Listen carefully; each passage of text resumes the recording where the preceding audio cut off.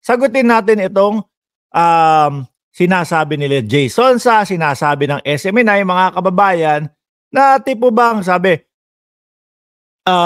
yung mga mainstream media natin, hindi ibinabalita yung vlog ni Maharlika.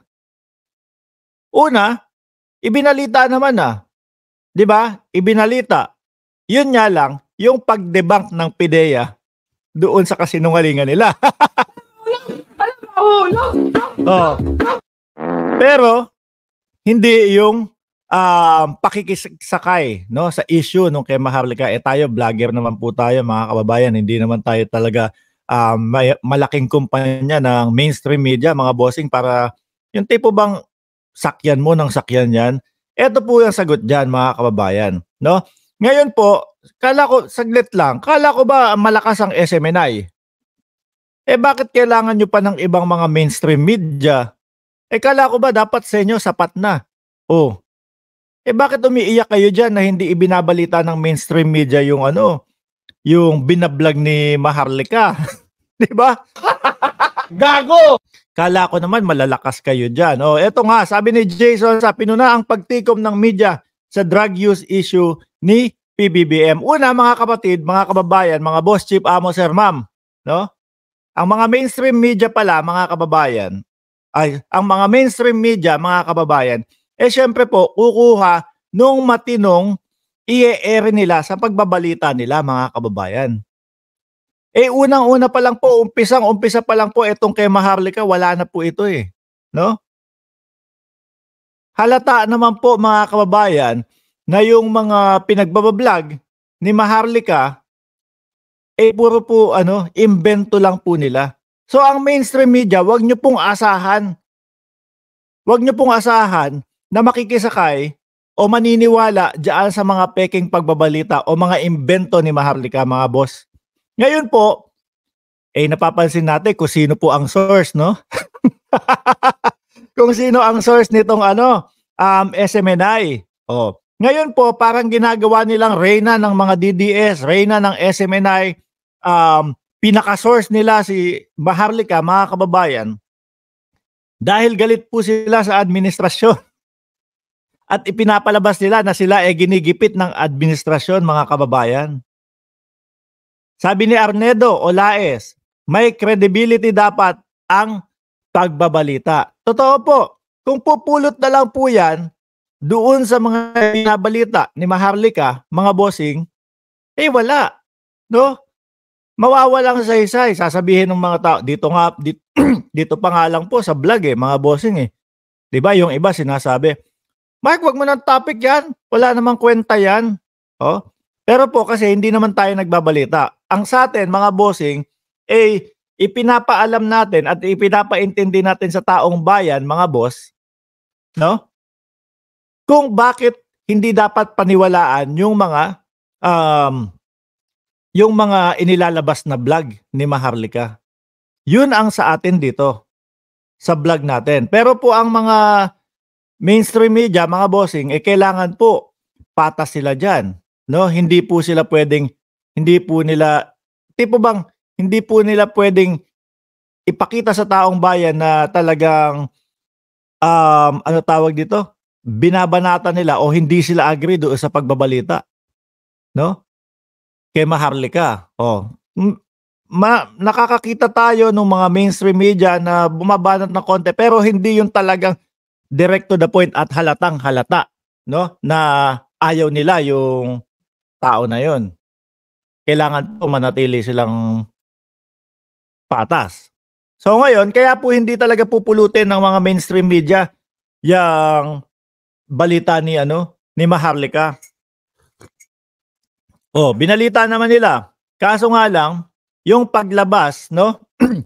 Yung paglabas ng PIDEA doon sa sinasabi nilang hindi namin pinapaniwalaan at hindi namin ini-honor yung ebidensya ni Maharlika na galing daw sa PIDEA. Unang-una, mali lahat, no? Magmula sa pangalan, magmula dun sa wala sa control number, magmula dun sa makakakita ka ng puti-puting mga something na parang ipinatong yung Bongbong Marcos doon. Pangalawa, yung sumunod din po mga bossing yung ano tawag dito? Nakalagay na do'n close parenthesis, no Elias, pero Elias pa din ang inilagay. Oh. Gagawa na lang po mga bossing ng gagawa na lang po ng kumbaga pekeng ebidensya, hindi pa ginalingan mga kababayan. Gago! Mahina ba kayo? So ngayon ang gusto ng SMNI pati po yung ibang mga media, mga kababayan, ABS-CBN, GMA, wala, hindi nila naririnig eh. Paano kayo lang yung ganyan? Kayo lang ang ginagawa nyong Reyna o source, si Maharlika, no? Diyan lang namin nakita sa SMNI. Tapos ang isa pa sa host ninyo si Roque. Oh. Sabi ni Maharlika no. Sabi ni Roque, hawak na po ni Maharlika ang ebidensya ng pulburon video. Gumanon doon sa SMNI. Tapos kinabukasan nanood ako ng vlog ni Maharlika. Mga kababayan, wala po sa posisyon ko ang pulburon video. Gago! Mga ano to, no?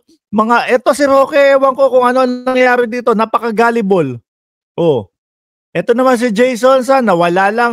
Kumbaga, porkit hindi na siya kinukuha ng mga ABS-CBN o siguro kung retired na siya or whatever, porkit hindi na siya kinukuha, hindi na daw po pinapanood ng mamamayang Pilipino yung mga mainstream media. Nabawasan po. Yes, nabawasan dahil po sa mga kagaya ng style ng mga, kumbaga, paano ba? Siguro nabawasan yung mga nanonood mismong sa telebisyon. Dahil po halos karamihan, nasa YouTube na, nasa Facebook na nanonood, mga kababayan. Pero, pagdating po sa mga pagbabalita, mga kababayan, sorry, talagang pinapanood pa din po ng mamamayang Pilipino, ABS-CBN, GMA, UNTV, Net25, ano pa, ANC, yung kanila lang siguro, siguro kaya mga nag-iingay ito, kaya humahanap ng mga kakampi itong mga kababayan. Kasi ramdam na nila yung pagbagsak din ng SMNI, pagbaba na din ng views ng SMNI. O tignan mo, Jason pinuna ang pagtikom ng media sa drug use issue ni PBBM. Although isang oras pa lang yung nakakalipas, mga kababayan, pero po pagka yung talagang news, no, yung malalaking news ang nagbabalita, mga boss, umpisa niya nasa 10,000, 15,000, yung kanila tingnan mo 5,000 views. Gago! Pabawas na po ng pabawas. Yung biruin mo naman, kukunin mo mga host si Roque. Kukunin mo mga host yung yung mga samahan ng nanghihingi ng wheelchair. Nanghingi ng wheelchair, lahat hiningan. Ilan ba kailangan mong wheelchair? Ilan ba hindi makalakad dun sa pamilya ninyo? 10? Sabi ni Ma'am Emma Ordonez, laki ng bayad kay Jay, 1M. Totoo po ba, mga kababayan? Mark, go sa pagtanggol kay PBBM. Salamat po. Dapat talaga mas madaming vloggers na gaya mo. Iba kasi mapapaniwala nun. Iba puro hindi naman totoo ang pinagsasasabi. Naliligaw yung iba. Ito po mga kababayan. Madami pong nagsasabi dito sa atin na sabi, bakit mo pa kasi ibinablog yan? Ganito. Dapat hinahayaan nyo na lang yan para naiintindihan ko po, mga bossing. No? Naiintindihan ko po kung bakit nila ayaw i-vlog na yung kay Maharlika, kung bakit ayaw na nilang ipasagot yung kay Maharlika, mga kababayan. Kasi ang dahilan po nila lalo pang nagtutuloy-tuloy. Lalong lumalakas yung views at lalong talagang hindi matapos yung issue-issue nila. Kaya lang po, mga bossing, kailangan po natin kailangan po nating sagutin, kailangan po nating i-debunk yung mga pinagsasasabi, kailangan po natin ipakita na hindi totoo yung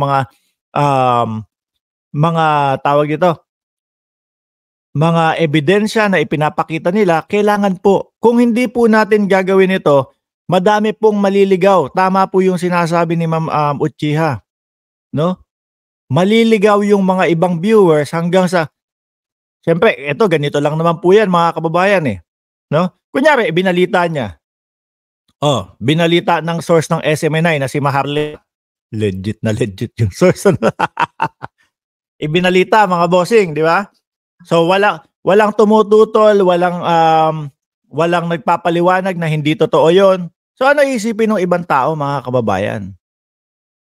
Totoo pala 'to, totoo, eh, walang walang kumukontra, eh.